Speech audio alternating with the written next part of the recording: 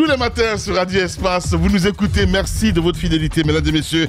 L'émission continue évidemment pour votre plaisir. Hein. Allez, Jacques Lewa, on s'intéresse à ce préavis de grève. On revient encore là-dessus. Hein. Crise sociale en Guinée. Le dialogue, à peine lancé, déjà bloqué. Vous le dites ce matin, mon cher Jacques Lewa Leno. Oui, hier, on avait déjà soulevé quelques difficultés qui se dressaient devant les partenaires sociaux qui devraient se retrouver au Conseil national du dialogue social. Il se trouve qu'à l'intérieur, la composition, je suis revenu là-dessus, c'est 24 membres et vous avez 8 syndicalistes et 8 patrons qui devraient discuter avec le gouvernement. Et finalement, puisque dans la plateforme revendicative, il y a quelques réclamations qui sont connues, à l'arrivée, les syndicalistes ont considéré que la libération de Sékou Jamal Pendessa devrait être donc un préalable. Parce qu'on estime qu'il ne doit pas être là où il est. Surtout que ce pourquoi on le poursuit pour les mêmes raisons d'autres qui avaient été arrêtés avant lui ont été libérés, le juge ayant constaté qu'il n'y avait pas matière à engager des poursuites judiciaires. Et puis l'autre chose, si bien entendu, il était établi que pour lui spécifiquement, on devrait organiser un procès, puisqu'il a été poursuivi en flagrant délit, on aurait eu la possibilité déjà de l'entendre, mais aussi d'organiser son procès et de situer son sort. L'autre chose, c'est le droit syndical, justement, que les autres invoquent. Un syndicaliste n'a pas à être poursuivi pour des faits de manifestation ou pour des faits de grève. Parce que tout ceci est reconnu par les lois internationales, mais également par les lois nationales. Ils ont donc exigé qu'il soit d'abord libéré avant de poursuivre, d'engager, n'est-ce pas, des discussions, ce qui n'a pas été obtenu. Donc, automatiquement, ils ont arrêté les discussions, donc ils ont boudé le reste des négociations. Aujourd'hui, c'est de savoir finalement si ceux qui représentent le gouvernement à ce Conseil national du dialogue social ont la réponse aux questions qui sont posées. C'est pourquoi hier, beaucoup ont relevé ici les noms des départements qui sont directement concernés, notamment le ministère des Télécoms qui sera responsable du brouillage des fréquences et le ministère de la Communication, mais également le ministère de la Justice en pareil cas, qui aurait pu avoir ses représentants pour pouvoir décider tout simplement de la libération. Ce n'est pas une violation de la loi. On ne se détourne pas de la justice. C'est la justice qui ne se donne pas les moyens pour organiser le procès.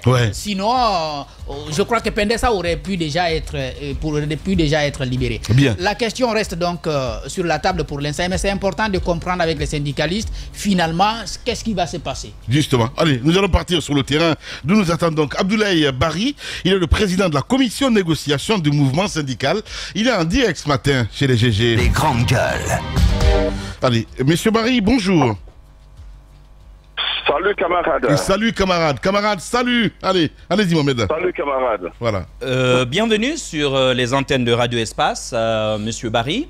Nous nous souvenons, il y a quelques jours à peine, nous vous posions la question de savoir si vous répondriez à l'invite faite par le gouvernement au niveau du Conseil national du dialogue social. Vous nous avez dit que vous êtes syndicaliste, ou que quelle que soit la situation, vous alliez quand même vous y rendre. Aujourd'hui, patatras, on apprend que l'une des conditions devient quasiment un préalable. Notre camarade, le général Sékou Jamal Pendessa, général de corps d'armée du syndicalisme, est embastillé, vous demandez qu'il soit libéré, sinon, pas de discussion. Qu'est-ce qui s'est passé? Qu'est-ce qui vous a amené à ce revirement quant à votre premier engagement? Ok. Merci beaucoup, cher journaliste de Espace. Effectivement, comme je l'avais dit la dernière fois, nous sommes des syndicalistes dans le cadre de la réglementation en vigueur dans le monde du travail. Il y a ce qu'on appelle quand même la négociation qui est reconnue par les conventions de l'OIT, d'abord la convention 154 sur les droits de négociation, et après il y a la convention 98 aussi qui est venue sur les droits d'organisation et la négociation collective. Donc quand on nous appelle sur la table de négociation, nous sommes tenus obligés de répondre à la table de négociation. tel que les conventions de l'OIT reconnaissent quand même le tripartisme, l'organisation des travailleurs, d'employeurs et le gouvernement. Donc, le gouvernement, c'est un partenaire quand même social dans le cadre quand même du dialogue privilégié. S'il nous invite à une négociation, nous allons répondre. Et nous avons répondu à la table de négociation. Et nous avons posé un préalable pour demander à ce que le camarade Sékou Jamal Pendessa soit libéré. Parce que la prison, quand même, n'est pas pour un travailleur. Et de même aussi pour un responsable syndical. Sékou Jamal Pendessa, aujourd'hui, quand même, incarne une autorité dans ce pays. Le prendre aujourd'hui, le mettre en prison pendant plusieurs jours aujourd'hui, où on en est. Donc c'est ce qu'on a fait comprendre au gouvernement. S'il veut qu'on dialogue, s'il veut que nous discutons aujourd'hui, d'abord libérer le camarade syndicaliste, après nous allons continuer la discussion. Donc le président du CNDS qui était là, lui-même il nous a fait comprendre que avant cette rencontre, il avait déjà initié des avis dans ce sens qu'il a demandé au gouvernement de le libérer. Donc ça veut dire que lui-même n'a pas été écouté depuis même avant de nous inviter autour de cette table. Donc ça veut dire qu'aujourd'hui, il faut que le camarade Sékou Jamal Pendessa soit libéré. Et s'il va être libéré, dès qu'on nous invite, nous allons répondre. Justement, Monsieur Barry, il faut que le général Sékou Jamal Pendessa soit libéré, d'autant plus que ce qu'il a amené en prison, justement, c'était un appel, c'était un mot d'ordre de manifestation pour des questions liées justement au secteur de la presse. Est-ce que Sékou Jamal Pendessa, vous le voulez nécessairement avec vous, donc autour de cette table de négociation en face du gouvernement, ou alors est-ce que simplement c'est une... Est-ce qu'on ne peut pas penser que, tout comme les politiques, vous posez ce frein-là simplement parce que vous savez que le gouvernement ne va pas le libérer et donc, de facto, les négociations vont échouer parce que vous avez envie d'aller aussi en grève? Non, c'est pas comme ça, je suis désolé. Sékou Jamal Pendessa, aujourd'hui, il est allé dans un combat syndical. C'est-à-dire quoi? Demander aujourd'hui la libération des ondes. Comme vous le savez, aujourd'hui, il y a beaucoup de pertes d'emploi.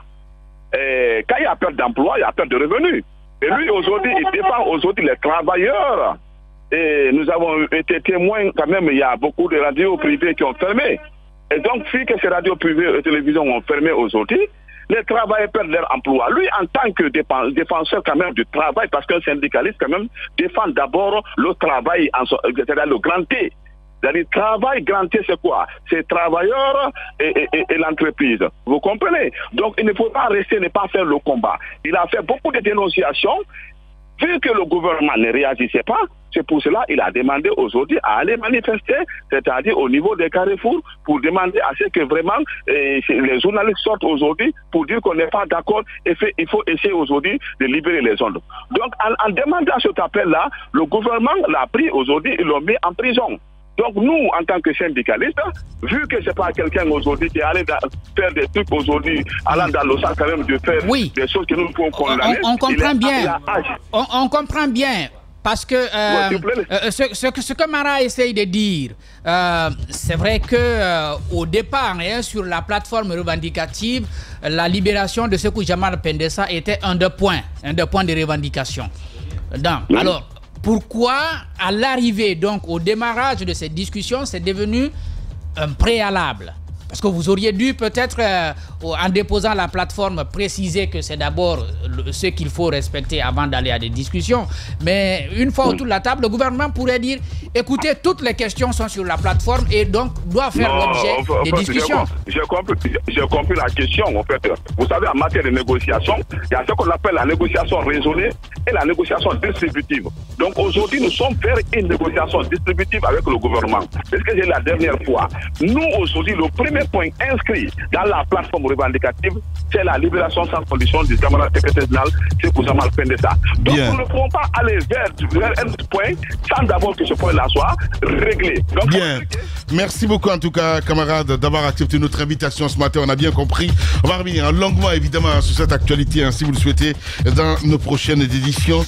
Pourquoi pas dans nos prochaines émissions, évidemment sur Radio Espace. À venir, on s'intéressera évidemment au FNDC ce matin. Notre invité n'est autre que Ibrahim Diallo, il faut le rappeler. Il est le directeur des opérations du FNDC. Il sera avec nous ce matin dans notre émission. Et puis, crise sénégalaise. Les anciens présidents appellent au calme. On essaie de comprendre ce matin. Et que dire, mesdames et messieurs, de sujet. Tout ceci à développer dans la troisième partie de l'émission. Le temps d'une pause. On revient à 11h.